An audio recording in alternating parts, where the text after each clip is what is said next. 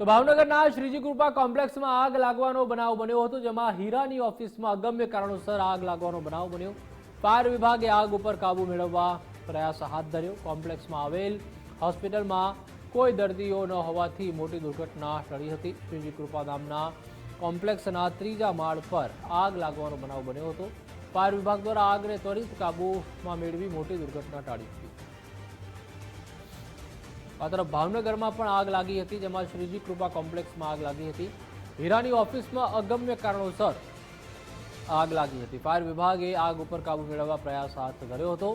કોમ્પ્લેક્સમાં આવેલ હોસ્પિટલમાં કોઈ દર્દીઓ ન હોવાથી મોટી દુર્ઘટના પણ ટળી હતી। શ્રીજી કૃપા નામના કોમ્પ્લેક્સના ત્રીજા માળ ઉપર આગ લાગી હતી।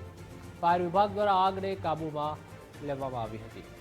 તો એક બાદ એક ફાયરના જવાનો છે તે દેવદૂત સમાન સાબિત થાય છે અને ગમે ત્યારે જ્યારે આગની ઘટનાઓ ઘટતી હોય છે જિલ્લા તેમજ તાલુકામાં, ત્યારે તાબડતોબ ઘટના સ્થળે તેઓ દોડી આવતા હોય છે અને પોતાનો જીવ જોખમમાં મૂકીને પણ આગને કાબૂમાં લેતા હોય છે। તો એક બાદ એક આગ લાગવાની જે ઘટના છે તે પણ સામે આવી રહી છે। પહેલા જામનગર, ત્યારબાદ હવે ભાવનગરમાં શ્રીજી કૃપા નામનો કોમ્પ્લેક્સ હતો, જ્યાં ત્રીજા માળે આગ લાગી હતી। શ્રીજી કૃપા કોમ્પ્લેક્સમાં હોસ્પિટલ પણ આવેલું છે, પરંતુ સદભાગ્યે કોઈ દર્દી તેમાં હાજર ન હતા, તેના કારણે મોટી જાનહાનિ છે તે પણ ટળી છે। તો હીરાની ઓફિસ હતી શ્રીજી કૃપામાં, ત્યાં આગ લાગી હતી। કયા કારણોસર આગ લાગી તે જાણી શકાયું નથી, પરંતુ ફાયરની ટીમ તાબડતોબ ઘટનાસ્થળ પર દોડી આવી હતી અને પાણીનો મારો ચલાવીને આગ પર કાબૂ મેળવ્યો હતો।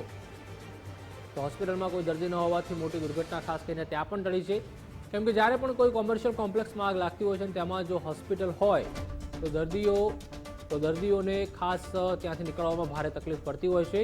તો જે રીતે આ શ્રીજી કૃપા કોમ્પ્લેક્સ છે, જ્યાં ત્રીજા માળે આગ લાગી હતી, કયા કારણોસર આગ લાગી તે જાણી શકાયું નથી, પરંતુ ફાયર ફાઇટરના જે જવાનો છે તાબડતોબ પહોંચી આવ્યા હતા અને જે આગ છે તેને ભીષણ સ્વરૂપ પણ ધારણ કર્યું હતું અને ત્યારબાદ તેને કંટ્રોલમાં પણ લેવામાં આવી હતી અને જે પણ લોકો ત્યાં ફસાયા હતા તેઓને પણ ફાયરના જવાનો દ્વારા ખાસ ત્યાંથી સુરક્ષિત રીતે બહાર કાઢવામાં આવ્યા હતા।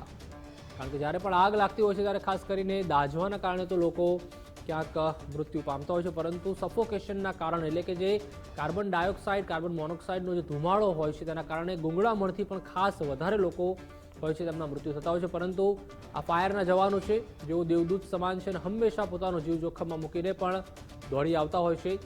24/7 365 દિવસ તેઓ કાર્યરત રહે છે અને આ આગને પણ તેઓના દ્વારા બુઝાવવામાં આવી હતી। હીરાની ઓફિસ હતી, જેમાં અગમ્ય કારણોસર આગ લાગી હતી।